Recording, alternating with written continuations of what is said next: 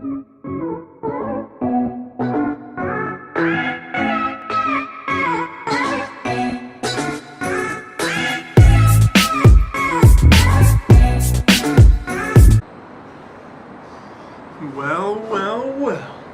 look who the cat dragged in.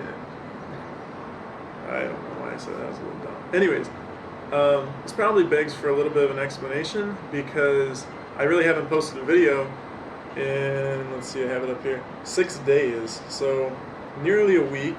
And to be honest, that video that I posted from 6 days ago was over a week old. While we were in Byron Bay for that time, there was no internet really. Let's just say there was none. That made it impossible for me to upload a video every day. And then while I was in Byron Bay, I was shooting a lot of videos, a lot of exciting stuff happened, and I got back to the city. Now that I'm back in the city, I feel like the content that I'd be putting out just isn't as exciting. So I really haven't taken my camera anywhere. It's kind of lazy in a sense because it's almost like, I mean, by daily vlogging or daily uploading or whatever, you feel that pressure to live whatever moment you have through a camera lens, and it makes it a little tough. We got back in the city and we spent most of the time, actually we got back in the city on Friday, and since most places don't work over the weekend in Australia, it was very hard to get in contact with people, so the realtors, we only were able to view 2 places on that Saturday. It's about, let's see, almost 12 o'clock, about noon here in Brisbane. And Cassius and I are making our way to a few different apartments, so we're apartment hunting today. Let's see how it goes. Good luck to You're a little hopeful. Now, within the last week, there's been a lot that's actually happened, and it, I mean,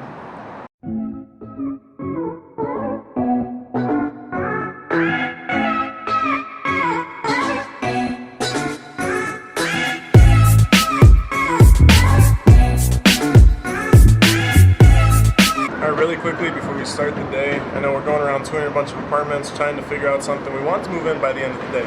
Now before that, I need to put a little sentimental stuff inside this video because this blue bag it says Mustangs on it. It's from high school. We played at the Palace of Auburn Hills. I still have the tag on it. It's from basketball and something that was really special to me. Fortunately, as I was foolishly carrying around a beer bottle inside the bag, it dropped and the beer bottle busted everywhere, just shattered. So unfortunately I can't keep the bag around, or the only way I really could is if I filled it up with water and rinsed it all out really well, because it's just little shards of glass. You can see I cut my thumb already. There's a cut on there, I promise. That was me trying to get the bag all cleaned out. Unfortunately, it's just beyond repair, I think, so it's time for me to part ways with it. It's kind of sad, actually, because this was like a little piece that I kept from high school. So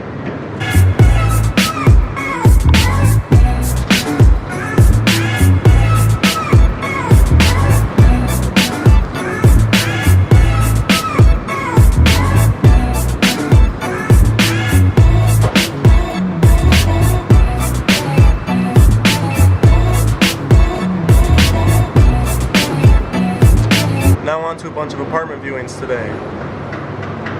We have the fortune cookie at the last place, and there's the tower right there. There we are. Okay, so let's see if it says anything about getting a rental property.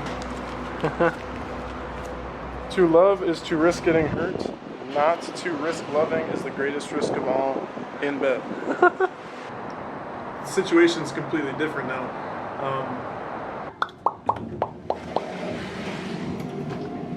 So yeah, we are going extremely overdressed to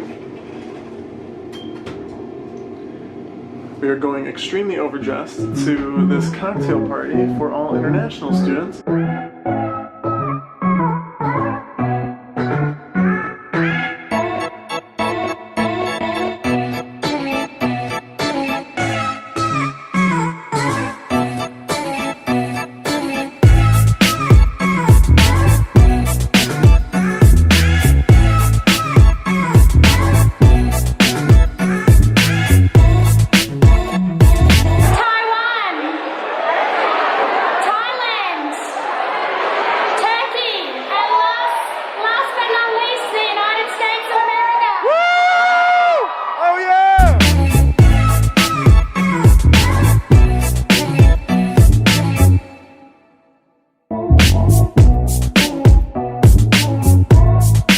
we finally moved to apartment, which was a huge prayer that was answered.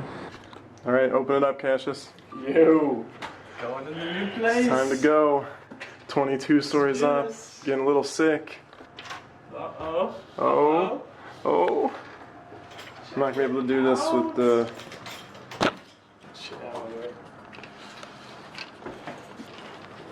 Let's go one at a time.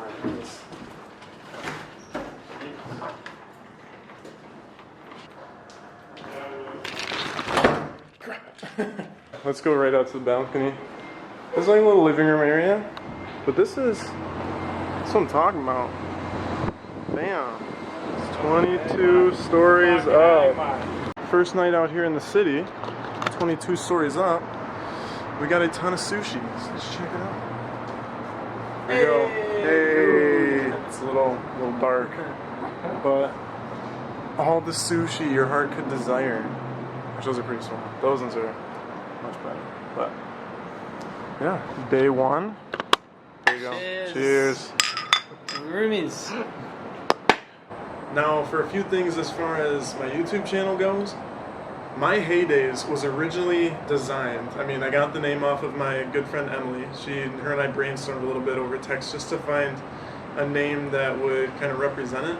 And Heydays, if you look up the definition of it, it's the most successful or popular period of someone or something. So when I titled it My Heydays, I was saying this is my most exciting time. But it was originally set out to be a daily vlog. Now, for the first 10 days, it was a daily vlog. And then this last week, I kind of took it off. I've decided to make this into more of a, maybe not a daily vlog, because there are days coming up where it's just all class all day. And it would be tough for me to release a vlog like that. But I'll title it like My Heydays episode 11. Could be any dates. It could be a week-long episode that covers an entire week. It's just much shorter.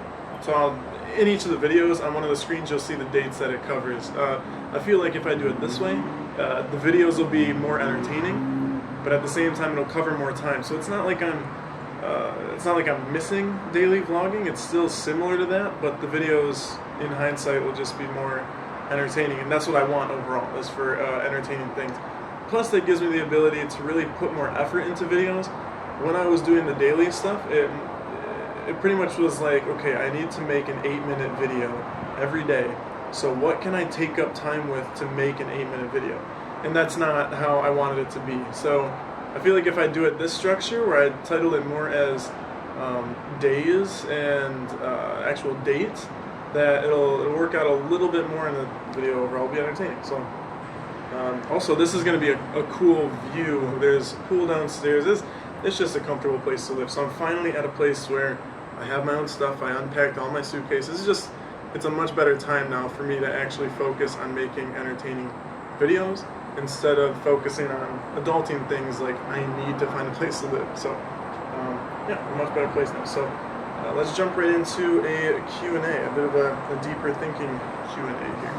My sister Jenny asked, what do you miss most about not being home? I'll tell you one thing's for sure, I do not miss the weather, because just last week they had like sunny and 60 days, and then today I hear it's like 30 and snowing, so I don't miss the weather. I mean, here it's a little cloudy today, but for the most part it's been like sunny and 80, or it's sunny and 90, so I definitely can't complain. That's Fahrenheit, by the way. But what do I miss most about not being home? I would say just having a solid support network is probably something that I can miss a lot of the time. It'd be really tough for me to replace that support network that I have back at home. Now, getting to here in Australia, though, I'm working on forming a good support group, like a good support network, because to be honest, there are times that look pretty tough. I mean, it's not easy going to the other side of the world and like having to find a whole new group of people to stay around. I've met a really awesome couple. They actually gave me a bed to stay in.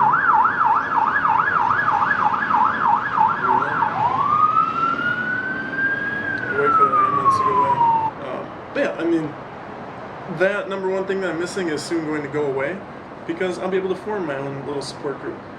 A little more jokingly, though, something that I do miss a lot is the food, because the portion sizes here in Australia are tiny.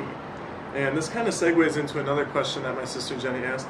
And she says, are there any foods, restaurants that you haven't found in Australia? Are there any foods or restaurants in Australia you haven't found a substitute for? Or a substitute, are there, let me just read it out. Are there any food/restaurants you haven't found an Australian substitute for? So there's a lot of fast food, that's fine. The one thing I am missing though is like a Coney Island. The issue is, when you go somewhere, you have a hard time spending less than $20. And that stinks, because you could go to a Coney Island like in the States and you'd have like a lunch special for $6. What do you now wish you had known ahead of time before you had left for the trip? I would have liked to know that the internet was as bad as it is here. Like, oh